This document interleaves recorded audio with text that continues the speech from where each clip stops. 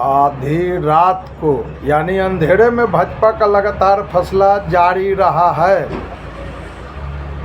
चुनाव आयुक्त का गठन करना। चुनाव आयुक्त को चुना गया है अंधेरे के माथे ज्ञानेश्वर कुमार को। ज्ञानेश्वर कुमार चुनाव आयुक्त नए पदभार संभाले हैं और ये अमित शाह के साथ गृह विभाग में काम कर चुके हैं। आप समझ सकते हैं कि आखिर किन को चुना गया और किन के लिए ही फैसला लेंगे, किन के लिए चुनाव आयुक्त काम करेंगे। दिल्ली का जो है चौथा मुख्यमंत्री यानी चौथी मुख्यमंत्री महिला बनी रेखा गुप्ता जी। नमस्कार, आप देख रहे हैं जेपी क्रांति ऑफिशियल साहेबगंज देवरिया। मैं जयप्रकाश यादव। पहले सिस्टम था कैबिनेट के बीच से लेकर जो सत्ता में है विपक्ष में है उन लोगों के बीच में बैठाकर और चुनाव आयुक्त को क्लियर किया जाता था। जो आज के डेट में गृह मंत्री उनको लिया गया है, पीएमओ को लिया गया है और कानून मंत्री ये आपके और विपक्ष के नेता जो कि राहुल गांधी साथ में बैठे। सहमति नहीं बनी, राहुल गांधी जनाब उठकर वहाँ से चल देते हैं और असहमति जताते हैं। उन्होंने पत्र भी लिखने का काम किया। इसके बाद भी कोर्ट के द्वारा हस्तक्षेप किया गया कि अभी रुका जाए, लेकिन भाजपा आयोग कहिए भाजपा ने अपना कैबिनेट बैठाकर चुनाव आयुक्त को नियुक्त करने का काम किया और चुनाव आयुक्त उस व्यक्ति को नियुक्त किया गया है जो काम कर चुके हैं गृह विभाग में, अमित शाह जी के साथ में काम कर चुके हैं। उनका नाम है ज्ञानेश्वर कुमार जो नए चुनाव आयुक्त हैं। आप समझ सकते हैं अब वो किन के लिए काम करेंगे और किन के द्वारा चुना गया। वो क्लियर है कि वो भाजपा के लिए काम करेंगे, कहीं से दो मत नहीं है। और वो जो चुनाव आयुक्त ये जो चुने गए हैं वो नरेंद्र मोदी जी के, अमित शाह जी के चहेते लोग हैं, उनके विभाग के लोग हैं, उनको चुनाव आयुक्त बनाया गया है। आप समझ सकते हैं कि देश में जितने भी मतदाता हैं उनका गला घोटने का इसी तरह से काम किया जा रहा है। तो इस तरह से कभी भी भला नहीं हो सकता है हमारे लोगों का। जिस तरह से चुनाव आयुक्त भाजपा ने अपने हिसाब से अपने हिस्से के लोगों को चुनाव आयुक्त बनाया गया है, अपने जेब के लोगों को चुनाव आयुक्त बनाया गया है, एक मुखौटा बनाकर बिठाया गया है। आप समझ सकते हैं। तो आखिर इसमें क्या भला हो सकता है।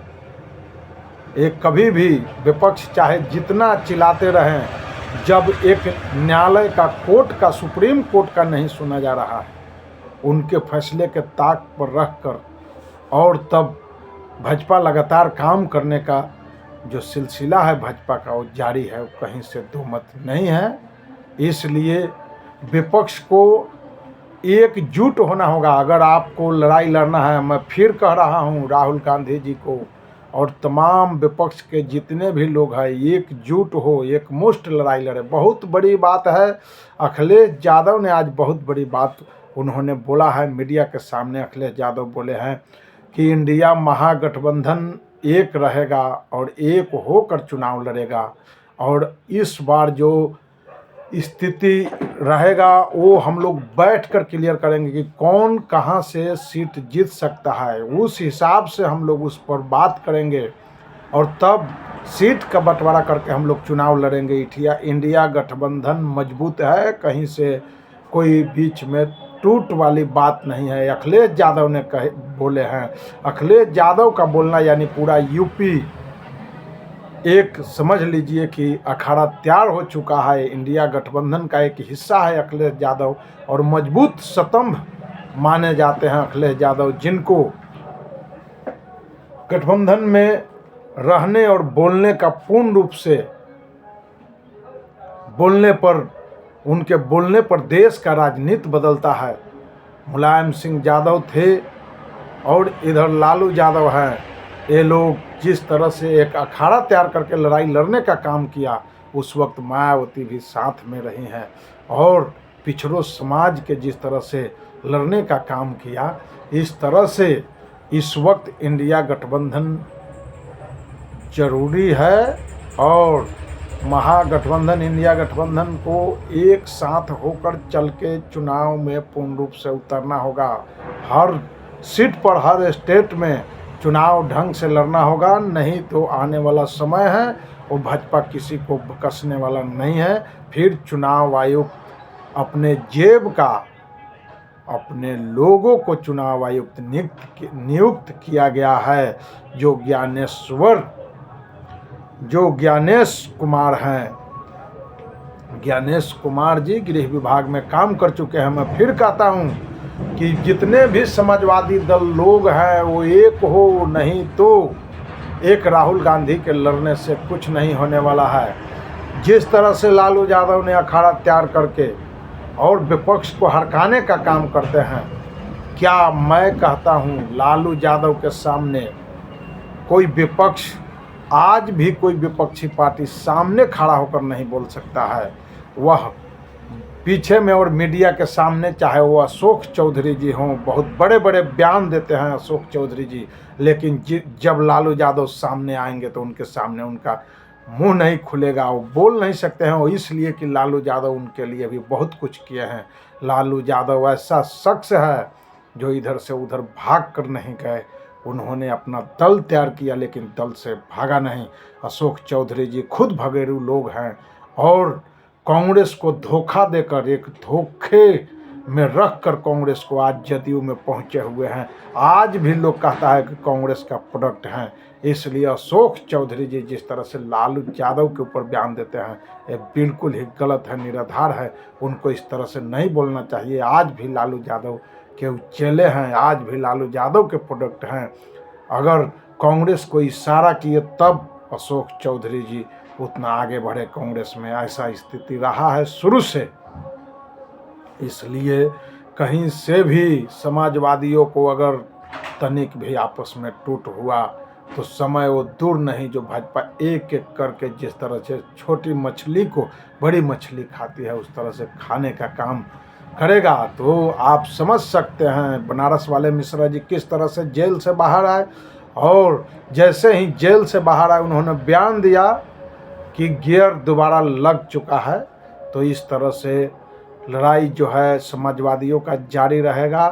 और मैं कहता हूं कि अभी भी मायावती जी को फैसला लेना चाहिए इंडिया गठबंधन के साथ रहकर। बिहार में लालू यादव जी को चाहिए कि मायावती को लेकर चाहे जितनी सीट हो लेकिन साथ लेकर चुनाव लड़े, और चुनाव लड़ना भी गठबंधन के लोगों को साथ रखना जरूरी है और रखना भी चाहिए।